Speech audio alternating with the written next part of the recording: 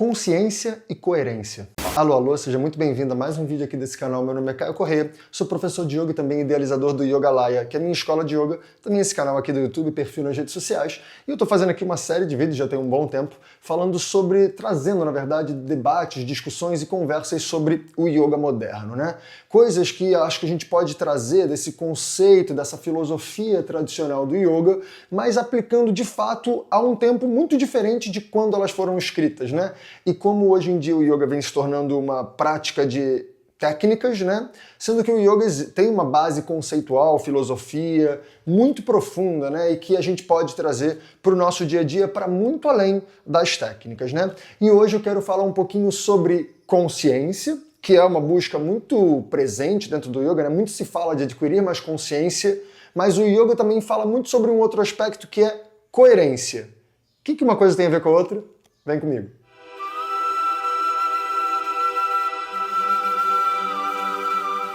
Bom, começo já dizendo que esse conceito, esse paralelo que eu vou trazer inspirado no meu grande amigo, irmão, médico, mestre, inspiração e sócio, que é o Matheus Macedo, né? Ele traz muito essa questão, Matheus Macedo do Vida Veda, né? Se você não conhece, tá aqui, @VidaVeda_, canal no YouTube e redes sociais, né? Ele traz o Ayurveda de uma maneira muito clara, de uma maneira muito interessante também para os dias de hoje, né? E isso é uma coisa que ele fala muito, você ter não só consciência, mas ter coerência, né? E o que ele fala que eu acho muito lindo, né? Não basta só você ter consciência das coisas, né? Que isso é a primeira fase do processo, né? Você buscar ter uma compreensão maior, uma consciência daquilo que está acontecendo, tanto internamente quanto externamente, né?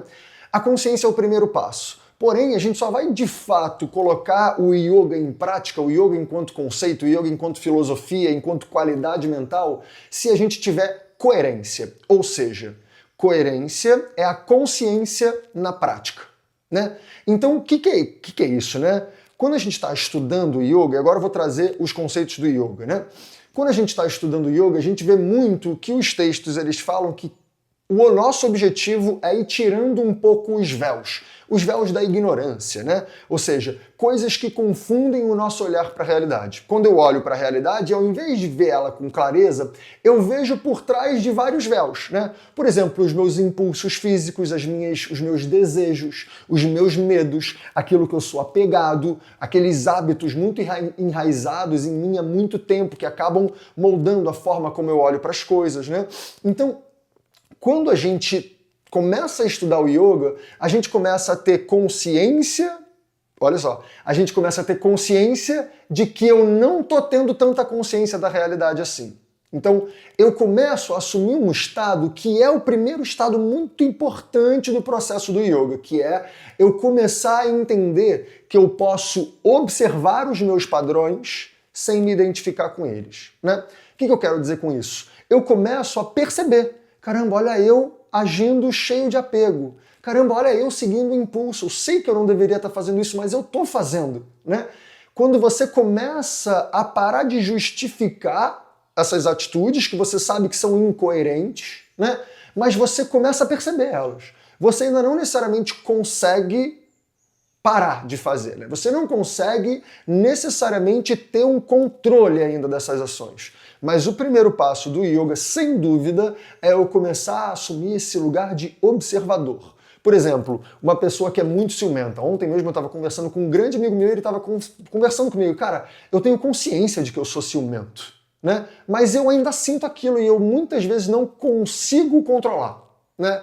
E isso já é um primeiro passo lindo, né? Porque muitas vezes uma pessoa ciumenta ou uma pessoa que tem um impulso que ganha dela, vamos dizer assim, né? Ela simplesmente acha que aquilo é ela, né? Ela não consegue perceber que, cara, isso é um impulso que eu tenho, mas que não necessariamente isso sou eu. Isso é um impulso que é meu, mas não reflete o que eu sou necessariamente, sempre e necessariamente eu sou aquilo, né? Existe um eu que pode não ser, né? Que eu ainda não consigo acessar ele, mas ele existe, né? Isso é o primeiro passo, né? Então isso é a gente começar a ter consciência de que eu não estou no controle, né? Por isso que eu falei, eu começo a ter consciência de que eu não tenho consciência, né? Ou seja, eu não estou no comando da coisa. né? E aí, a partir desse lugar, quanto mais eu consigo observar esses padrões de falta de consciência, de falta de habilidade de controlar os meus impulsos, os meus desejos e as minhas confusões, eu começo a ter uma qualidade melhor de observação. E aí eu começo a refletir a respeito dos meus padrões, né? Caramba, pode crer, quando eu ajo de maneira ciumenta com a minha companheira ou com o meu companheiro, eu não estou sendo justo, porque é uma coisa que eu sinto, mas eu sei que às vezes não tem a ver com a minha relação com ela, não tem a ver com ela ou com ele, né? E aí você vai mudando os seus padrões aos poucos, e aí você começa a olhar para os fatos com um pouquinho mais de consciência, né? Ou seja, aí vou usar esse mesmo exemplo do ciúme, que eu acho que é um exemplo muito fácil de todos nós entendermos, né? E que eu estava realmente conversando ontem à noite com esse meu amigo. Então, eu tenho esse impulso e eu consigo, a partir de um segundo estágio, né? O primeiro é só reconhecer que eu sinto e não controlo. O segundo, o impulso vem e eu começo a observar com uma mente mais presente, ou seja, mais consciente de, caramba, olha lá, o impulso de novo. Olha esse impulso de ciúme de novo. Como é que eu posso atuar agora? Será que ao invés de simplesmente reagir ao impulso, eu consigo olhar para ele, eu consigo refletir sobre ele e administrar melhor a forma como ele sai? Né? Porque, vamos entender, tem uma coisa que o Chris Collier, né, que é um grande professor e um grande querido amigo meu, ele falou uma vez e me marcou muito, é a diferença entre emoção e sentimento. Né? Emoção é aquilo que eu sinto no peito, aquilo que eu sinto no corpo, é uma manifestação física. E sentimento é como que eu nomeio, como que eu coloco isso para fora, não só para fora, daqui para fora, mas como eu coloco daqui para cá. Né? Como é que essa sensação que vibra no meu peito, que vibra no meu corpo, ganha um nome dentro de mim, né? E ganha uma coisa de raiva, de insegurança, né? Porque uma coisa é a sensação física, outra coisa é como que o meu cérebro interpreta essa sensação física, né? Então o segundo estágio desse movimento de ganho de consciência é quando eu consigo observar essas emoções que acontecem no meu corpo e eu consigo começar a nomear elas para mim, primeiro, de maneira diferente. E aí eu consigo ter consciência disso, né? Olha só, eu tenho uma sensação ruim, que normalmente eu interpreto como ciúme, que vem de um lugar de insegurança, mas que não tem a ver com a outra pessoa, tem a ver comigo, né? Olha como é diferente. Só de eu saber, eu sou ciumento mesmo, né? Porque muitas vezes a gente acha que ser consciente é simplesmente eu olhar e saber aquilo que eu sou, como se eu fosse, né? Porque dentro da perspectiva do yoga, eu não sou nada que se manifesta. O que eu sou é por trás disso. Eu tenho alguns vídeos aqui no nosso Instagram falando o que é o eu, né? Qual é a diferença do que é eu para o que é meu, né? E isso não é um tema que eu vou me alongar aqui, porque senão o vídeo vai ficar muito grande. Mas quando eu começo a entender que esses impulsos não são eu, e sim são meus, eu consigo mexer neles, observar eles e quebrando certos condicionamentos que são ruins e colocando novos condicionamentos que são mais coerentes e condizentes com a realidade, eu vou saindo desse lugar de uma simples consciência, que já é um primeiro passo lindo, eu quero deixar isso muito claro, que só de você começar a ter essa consciência já é lindo, mas o passo mais importante do yoga, né? Isso, por exemplo, é trazido lá no 4º capítulo do Yoga Sutra de Patanjali, né? É quando eu deixo realmente de atuar baseado nesses condicionamentos antigos e eu passo agora a atuar baseado nessa nova consciência mais coerente com a realidade, que é mais clara, que é mais pura. Ela não está enviesada e conturbada pelos véus de apego, de sofrimento, de confusão, de identificação, de aversão, né? Ela está olhando de maneira clara. E quando ela olha de maneira clara, o passo da coerência em relação à consciência é eu botar a minha consciência em prática. Ou seja, por exemplo, se eu sei que a minha companheira, o meu companheiro, se eu confio neles, o meu ciúme ele é um tanto quanto infundado. Então eu tenho que olhar para esse meu padrão de ciúmes, eu tenho que refletir sobre eles e na hora de manifestar isso e atuar de fato nesse momento, nessa realidade que se apresenta como presente, né, eu consigo atuar de maneira coerente com aquilo que é a minha consciência. Então eu consigo de fato, por mais que eu tenha que vencer certos padrões, eu consigo confiar na pessoa e não ter aquele sentimento de ciúme. E eu consigo ser honesto às vezes, falar, caramba, eu tô me sentindo inseguro. Eu sei que isso é meu, né? Eu sei que isso não tem a ver com você, mas me ajuda, né? E isso é muito mais coerente do que você ficar jogando para outra pessoa uma responsabilidade de um sentimento que é seu, né?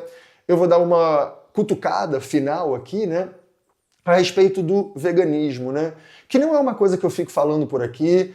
Eu sou uma pessoa que sou vegana, né?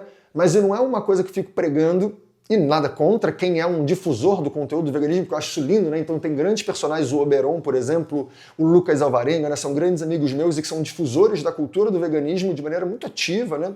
Eu respeito e honro muito isso, né? Mas não é muito o meu movimento. O meu movimento é de passar o yoga. Mas olha como, se você olhar de maneira coerente para a sua consciência, você vai refletir a respeito disso que o veganismo mostra, né?